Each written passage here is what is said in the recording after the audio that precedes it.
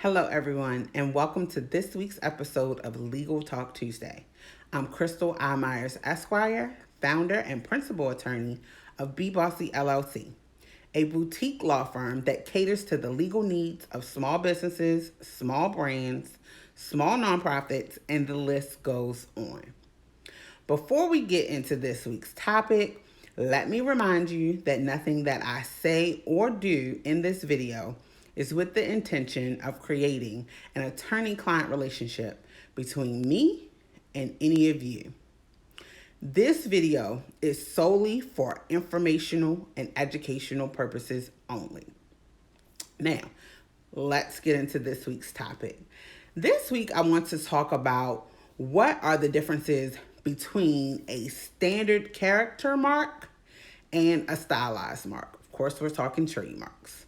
Also, I want to talk about which one should you register. So when registering a trademark with the USPTO, they're going to ask you to specify whether or not you're claiming any font, style, size, color, or graphic with your mark. Marks without a claim of any of those style elements are known as standard character marks. Marks with any of those style elements are known as stylized marks or special form or design marks. Again, a standard mark does not lay claim to any particular font, style, size, color, or design element. In other words, a standard word mark protects the phrase regardless of how the words are displayed. Registering a standard mark also covers the phrase even when combined with graphics or logos. Additionally, registering a standard mark also helps prevent certain types of domain squatting. For this reason, word marks provide broad protection of words or phrases, regardless of how they're used. Now, on the other hand, a stylized logo, also known as a special form and or design mark, is used to register words and or letters having a particular stylized appearance. A mark consisting of a design element or a combination of stylized words and designs would fit this category. This includes logos with a particular font or stylized text, pictorial elements with no text, logos with adjacent text, or logos with embedded text. Also, any color elements that are associated with the mark. This means design marks can protect a logo with or without words. Think Nike. So which one should you register?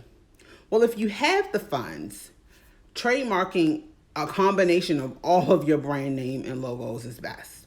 Looking at Nike again as an example, this brand has protected the name Nike, the swoosh, and the combination of the name Nike with the swoosh. If your logo contains a word or phrase, you should consider registering the word mark. A word mark offers the broadest protection. This is a standard mark, and it will allow you to change your logo without applying for a new mark altogether. It will also provide the broadest protection against infringers. Word marks are also preferable if you are filing an intent to use application. While the words and characters of a special form mark will generally be given greater weight when comparing to other marks for infringement or conflict, it is possible that in some circumstances where a third party doesn't use the exact same wording as your mark and does not have the same logo or style elements, then that third party may have a better chance of avoiding your claims of infringement. And this would be based on that special form mark alone. Also note, owners of design marks are not free to modify the mark. Changing a mark could make the mark impossible to renew. Why? Because renewal requires continuous use of the design as it was registered. Keep in mind, if your mark contains no words, you must apply for a design mark. Similarly, if your mark contains words, but the words cannot be protected, for example, if they are merely descriptive or generic, Or if the design elements are particularly important to you, it may be worth applying for the design mark.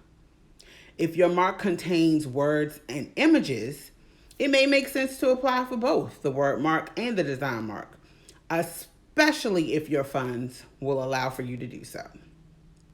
Well, do you have a mark, a name, a logo, a slogan, a tagline that needs to be trademarked? I can definitely be of assistance. We can get started with a simple trademark conflict search. Shoot me an email at bbossylc@gmail.com or head over to my website, thebossyapproach.com, to learn more and get the process started.